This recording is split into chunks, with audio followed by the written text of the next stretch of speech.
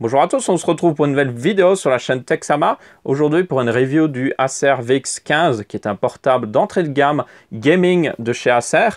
Donc on a différents marchés au niveau des portables gaming. Ici on est dans la tranche des 1000 €. Donc c'est des portables gaming qui sont faits pour jouer en 1080p en réduisant un petit peu les détails. Surtout aussi des portables qui sont plus orientés pour les jeux qui tournent plus facilement. Donc ici l'offre d'Acer et c'est leur offre la moins haut de gamme. Donc les VX, c'est la gamme un petit peu plus cheap, avec une construction un petit peu moins bonne, mais qui offre le meilleur pour l'argent. Vous avez aussi la gamme Predator, qui là est un peu plus haut de gamme, et d'autres gammes encore qui existent, qui sont un petit peu, qui comblent un peu le milieu de la route. Du coup, est-ce que Acer a réussi à délivrer au niveau de ses promesses et fournir un portable gaming vraiment premier prix, pour 1000 € en tout cas? Eh bien, nous allons le découvrir tout de suite. Du coup, commençons tout de suite par la qualité de construction. L'Acer VX15 a une construction assez gamer. Vous avez des petits accents rouges par-ci par-là. Comme le prix est assez aussi contenu, vous n'aurez pas un châssis full métal ou autre chose. Ici, nous avons du plastique par exemple à l'arrière ou derrière l'écran. Nous avons aussi un petit peu de plastique par-ci par-là. Vous avez toutefois à l'intérieur, là où c'est le plus important, là où vous mettrez la palme de votre main pour reposer quand vous utiliserez le clavier, vous avez une surface en métal brossée, donc ça c'est un plutôt bon point. Donc là où vous allez utiliser l'ordinateur, vous avez vraiment des matériaux de qualité. D'ailleurs, tant qu'on est là, le trackpad est d'assez bonne qualité, il se débrouille pas trop mal. Ce n'est pas du Windows Precision au niveau des drivers, donc c'est un petit peu bof de temps en temps. Le clavier par contre est assez bon, j'étais agréablement surpris. Donc vous avez un rétroéclairage blanc comme vous pouvez voir. La disposition du clavier est d'ailleurs très bonne, notamment les flèches directionnelles sont des full flèches directionnelles. Donc si vous jouez à des jeux de course, Trackmania par exemple, vous n'aurez aucun problème. Ensuite on remonte un petit peu l'écran. C'est un écran Full HD, 60 Hz évidemment. Qui est d'assez bonne qualité en fait. C'est pas le meilleur autre chose, mais c'est un écran IPS quand même. Donc vous aurez des bonnes couleurs, un bon angle de vision. Toutefois, comme vous êtes limité à 60 Hz, vous ne pourrez pas faire du haut refresh rate. Mais, très important, c'est que l'Acer VX15 n'est pas fait pour ça. Pourquoi? Parce qu'il a une config qui reste assez contenue. D'ailleurs, en parlant de la config, vu qu'on y arrive, le modèle que j'avais pour test avait un Core i7 7700HQ qui est à 2,8 Go, si je me souviens bien. Il avait 12 ou 16 Go de RAM, je ne sais plus exactement, ça n'a pas énormément d'importance.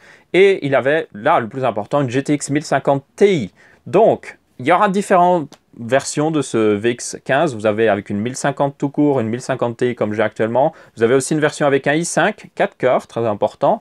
Et une version différente selon la quantité de RAM ou autre chose. J'avais aussi également un SSD 256 Go qui est vraiment pas trop mal, donc pour mettre les jeux que j'utilise le plus, ceux qui ont vraiment besoin d'un boost de performance. Du coup, vu qu'on est au niveau des performances, on va en parler. Alors, ce n'est pas une review de la GTX 1050 Ti parce que, évidemment, avec le Core i7, le point le plus important, ça va être la carte graphique pour faire tourner les jeux. C'est un portable pour le jeu.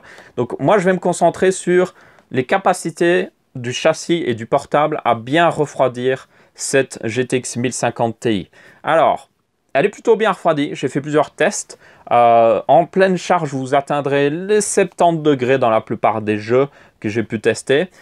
Du coup, la 1050 Ti se comporte comme vous le pensez. Elle boostera à peu près à sa fréquence maximum. Donc, je vous rappelle, c'est une 1050 Ti comme vous avez dans un bureau, dans un PC de bureau fixe. Donc, vous aurez les mêmes performances. Donc, si vous voulez des chiffres de performance exacts sur cette carte graphique, je vous invite à aller voir des reviews de la 1050 Ti parce que c'est exactement à peu près la même chose.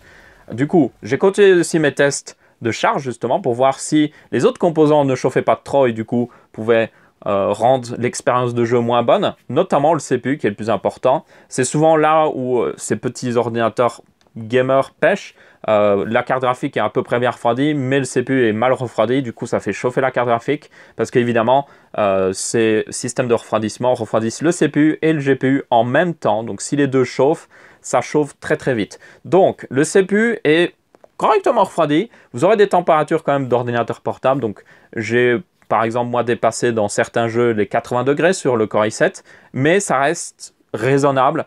Et surtout, le plus raisonnable là-dedans, c'est qu'au niveau bruit, l'ordinateur restait assez silencieux. Évidemment, ça reste un portable gaming de 15 pouces, donc si vous n'avez pas un casque sur vos oreilles, vous l'entendrez quand même, mais c'était assez raisonnable. De tous les portables gaming 15 pouces que j'ai pu tester, il était vraiment dans la tranche basse, donc vraiment des bonnes performances acoustiques.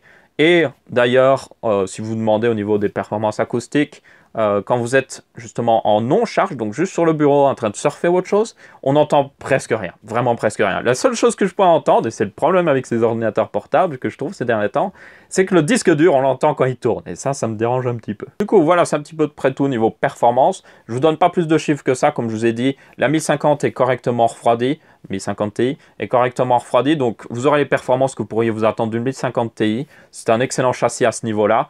Toutefois, maintenant, un dernier point qu'il faut quand même toucher, c'est au niveau de la sélection des ports, parce que ce qui change souvent d'un ordinateur portable à l'autre, c'est les ports, et parfois ça peut être très important. Vous aurez à peu près tout ce qu'il faut ici. Vous avez un slot SD, vous avez plusieurs USB, vous avez jusqu'à 3 USB, donc de quoi brancher sans problème un casque par exemple en USB, une souris en USB, même peut-être recharger votre téléphone.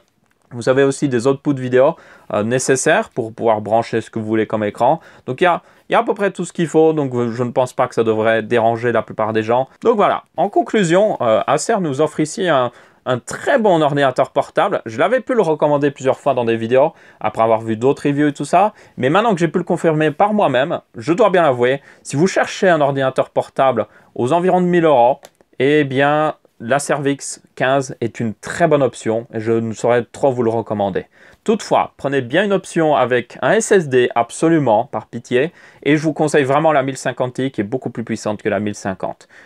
Toutefois, vous n'avez pas besoin d'un Core i7.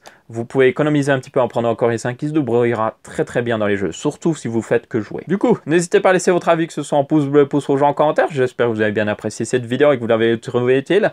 Je vous retrouve d'ailleurs dans les commentaires si vous avez des questions supplémentaires sur l'ordinateur portable. En attendant, je vous laisse et je vous dis salut à tous!